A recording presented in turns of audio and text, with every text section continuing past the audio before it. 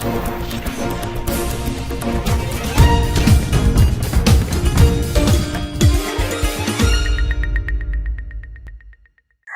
24 express देख रहे हैं आप। मैं हूं आपके साथ संगीता राव। बाड़मेर जिले के शीणधरी में देर रात ट्रेलर के स्कॉर्पियो में भिड़ंत के बाद आग लगने के हादसे में 4 युवकों की जिंदा जलकर मौत हो गई है। चारों शव के परिजनों ने डीएनए सैंपल लिया जाएगा। बता दें, शव को बालोतरा के नाहटा चिकित्सालय शिफ्ट कराया गया है। जो ट्रेलर है उसमें एक एक्सीडेंट हो गया था, जिसमें काफ़ी जो आग है वो स्कॉर्पियो गाड़ी में लग गई थी, जिसमें 5 लोग सवार थे। एक व्यक्ति को यहाँ से बालोतरा और बाद में जोधपुर सेंटर पे रेफ़र किया गया है। 4 लोगों की जो है वो जो आग में है उनकी जलने से मृत्यु हो गई है। तो अभी वर्तमान में यहाँ पर सभी विभाग जो हैं, स्वास्थ्य विभाग। जैसलमेर से जोधपुर आ रही बस हादसे से जुड़ा मामला, मुख्यमंत्री भजन लाल शर्मा के निर्देश पर बड़ी कार्रवाई। जैसलमेर हादसे की बस में तकनीकी खामी को लेकर पड़ताल शुरू। 1 दर्जन से अधिक अधिकारियों की टीम ने बोला धावा। इसी बस को बनाने वाले जैन ट्रेवल्स के कारखाने पर बोला धावा। बता दें, प्रादेशिक परिवहन अधिकारी आकांक्षा बैरवा के निर्देशन में बड़ी कार्यवाही। डीटीओ द्वितीय छगन मालवी, डीटीओ तृतीय पीआर चार्ट, परिवहन निरीक्षक अजय सागर, गजेंद्र ओझा, मोहम्मद फिरोज, शिप्रा पारिक, महेंद्र जाखड़ आदि रहे शामिल। तो निजी कंपनी की बताई जा रही थी। जैसे हर बस के अंदर 2 गेट होते हैं, एक आपातकालीन गेट भी होता है, लेकिन जो ये स्लीपर बसें हैं राजस्थान में जो दौड़ रही है, मौत का पर्याय बन रही है, इनमें केवल एक गेट होता है, वो भी मतलब ऑटोमेटिक लॉक हो जाता है। यात्री फंसने के बाद बाहर नहीं निकल सकता।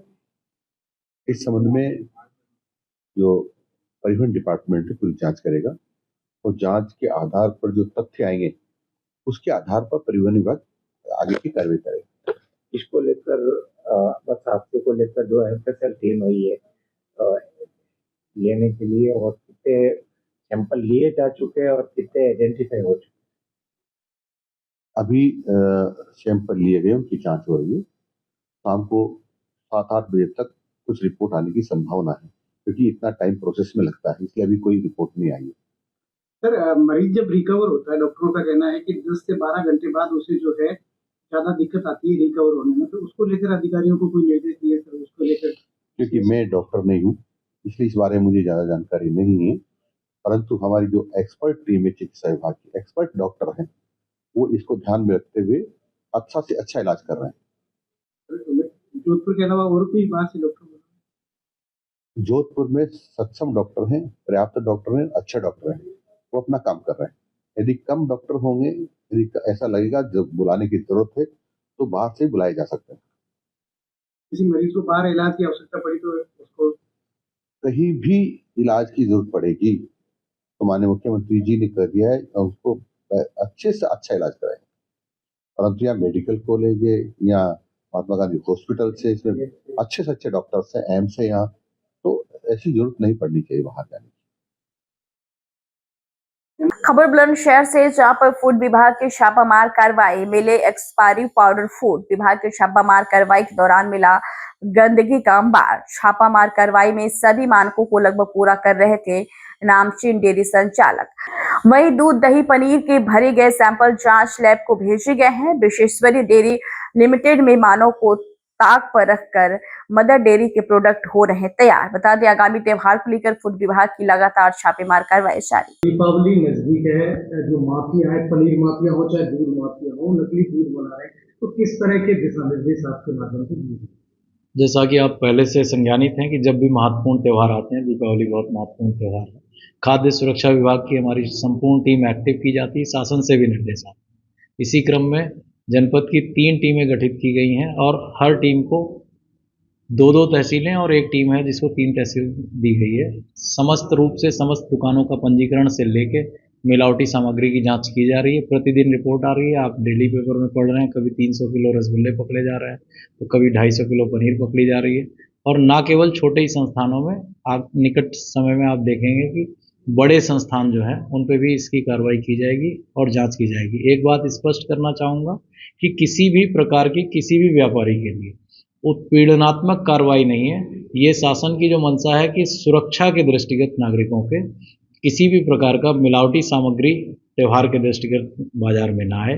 कार्रवाई इसी रूप में की जा रही है। किसी भी व्यापारी का, किसी भी संस्थान का किसी प्रकार का कोई उत्पीड़न नहीं होगा। सर जनता से क्या अपील करेंगे? जनता से बिल्कुल अपील की जाएगी कि आपको ये बात समझने की आवश्यकता है कि जब भी आप कोई चीज़ खरीदें तो उसकी पैकिंग की डेट ज़रूर देखें, किसी भी ऐसे खुले स्थान से कोई चीज़ ना लें जहाँ पे आपको शंका हो, और जो भी क्वालिटेटिव चीज़ है, गुणवत्तापरक चीज़ें हैं, आप जहाँ से पहले से लेते आए हैं और आपको लगता है कि ये एक शुद्ध चीज़ें देते हैं, उन्हीं से आप परचेज़ करें। कोई नया प्रतिष्ठान खुला है तो उसकी विश्वसनीयता ज़रूर जांच लें। कोई नया स्टॉल लग के अगर वहाँ पर सिर्फ कुछ समय के लिए पनीर, दूध आदि की बिक्री हो रही है अधिकतम सप्लाई को देखते हुए, तो प्रयास करें कि अगर वो शुद्ध लगे तभी लें, अन्यथा की स्थिति में ना लें। सर लगातार परम पे मधुसूदन अभी 3 प्लांट पे जो छापेमारी की गई है और क्या कुछ निकल के आया है, कितनी सैंपल किया गया है आइटम्स को? देखिए, यहाँ ये मिल्क पैकेजिंग प्लांट्स हैं ऊर्जा क्षेत्र में, तो हम लोगों ने इन सभी प्लांटों की जांच की है और यहाँ ये चीज़ भी देखने की कोशिश की है कि जिस हिसाब से त्यौहार हैं, त्योहारों के दौरान कोई विशेष रूप से कोई मिलावट तो यहाँ नहीं की जा रही है। साथ में जिस तरह के मिल्क और मिल्क से संबंधित जो प्रोडक्ट है, पनीर, दही या अन्य छेना प्रोडक्ट वगैरह तैयार यहाँ किए जा रहे हैं, उन सब की जो पैकेजिंग की कंडीशन है वो कैसी है, या कोई ऐसी विशेष मिलावट त्यौहार को देखते हुए है नहीं। सर मदर डेयरी का जो माल बन रहा था वहाँ कुछ माल पाउडर वगैरह एक्सपायरी मिला है, क्या कहेंगे? हाँ, देखिए, एक्चुअली एक विश्वेश्वरी डेयरी है जो मदर डेयरी के लिए जॉब वर्क का काम कर रही है, तो वहाँ काफ़ी हद तक गंदगी हमें मिली है। और साथ में जो एक मसाला छाछ के लिए प्रोडक्ट यूज हो रहा है, मसाला, वो उसकी डेट निकल चुकी थी।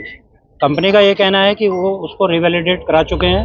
एक्चुअली होता क्या है कि ये लोग दोबारा उसकी टेस्टिंग करा लेते हैं और ये जानने की कोशिश करते हैं कि क्या वो वास्तव में दोबारा यूज हो सकता है या नहीं, तो उसकी वो रिपोर्ट उनके द्वारा दिखाई गई है। अब ये हम लोगों ने ऐसे जो प्रोडक्ट जहां हमें संदिग्ध हुआ है, हम लोगों ने सैंपल्स लिए हैं और उन सब सैंपल्स को जांच के लिए भेज रहे हैं। कितनी फैक्ट्रीज में कार्रवाई हुई है? देखिए, ये यहाँ 3 प्लांट है, तीनों की यहाँ जाँच की गई है और तीनों से हम लोगों ने इनके सैंपल्स भी कलेक्ट किए हैं। जो विश्वेश्वरी डेयरी है, मदर डेयरी के लिए जो वर्क करती है, क्रीमी फूड्स है, जो मधुसूदन ब्रांड इनका है दूध का, और परम डेयरी है।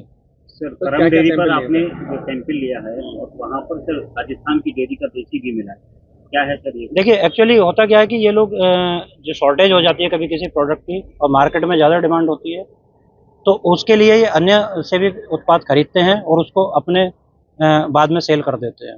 साथ में जैसे यहाँ पर जो प्रोडक्ट बन रहे हैं, इनके काफ़ी ऐसे प्रोडक्ट हैं जिसमें अदर इंग्रेडिएंट के रूप में भी अन्य घीओं का इस्तेमाल किया जाता है।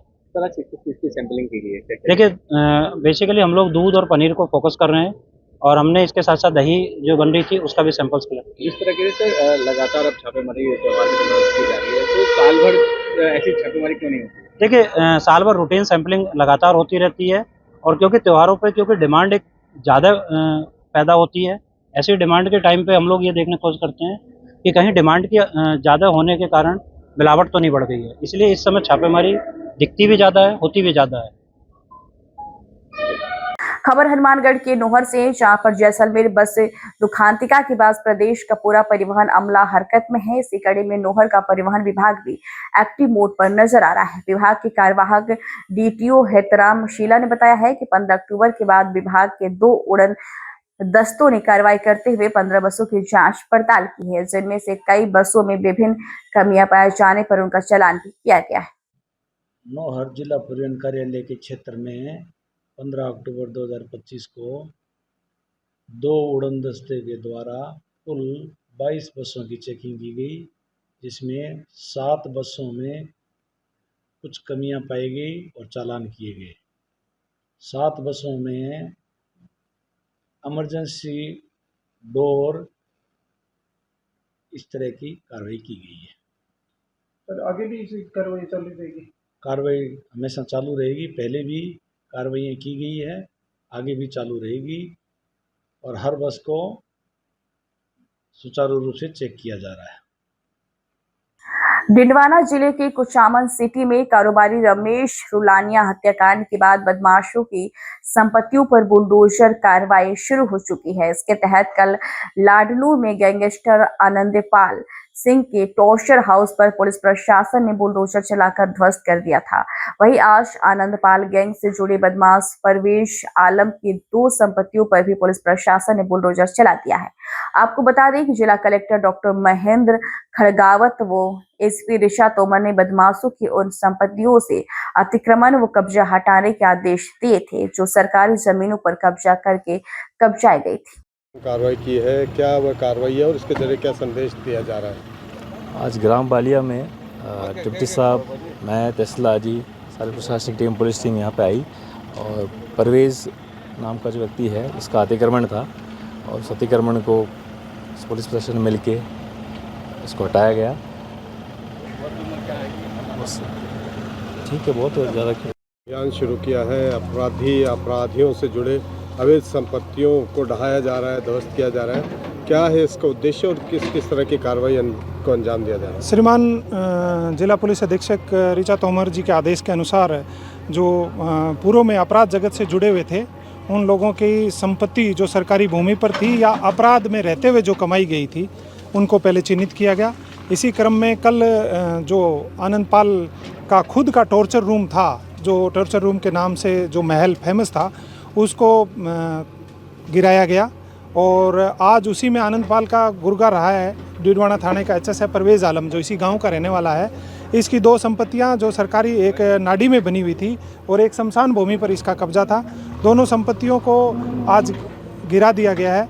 इसके अलावा इसी परवेज़ अहमद की 3 माइंस थी जिनको रिपोर्ट करके एमई को रिपोर्ट करके तीनों माइंस कैंसिल करवा दी है और इन्हीं माइंस में अवैध खनन के लिए 9 करोड़ 75 लाख रुपए की पेनल्टी इसके लगाई गई है जो आने वाले समय में वसूल की जाएगी। यदि ये वसूली वैसे नहीं होगी तो इसकी जो खातेदारी भूमि है पुश्तैनी, इसको नीलाम करके ये भूमि जो है वसूली की जाएगी। डीडवाना जिले में ये कार्रवाई आगे भी जारी रहेगी? बिल्कुल इसी तरह हम जो इन गैंग्स में जो किसी गैंग से जो अपराधी का महिमा मंडन करते हैं या अपराध में रहकर जिसने पैसे कमाए हैं या संपत्ति पर, सरकारी संपत्ति पर कब्जा किया है, इनके खिलाफ आइंदा चिन्हित करके और ये दिन बे दिन ये कार्रवाई जारी रहेगी। डीडवाना कुचामन पुलिस ने एक और धौलपुर जिले के कोतवाली थाना क्षेत्र स्थित भैंसेना का पूरा गांव के संपर्दशा से भाई बहन की मौत हो गई है। दोनों भाई बहन बुधवार रात को अपने माता पिता के साथ बाजरे की कुटाई करने के बाद खेत से लौट रहे थे, जहां रात को सोते वक्त उन्हें सांप ने काट लिया। साहब जी रात को खेत पर काम करके आ रहे थे, इनके मम्मी पापा चंद्रवान, तो ये खाना खा के बच्चे सो गए हैं। रात को 9:30 बजे की घटना है।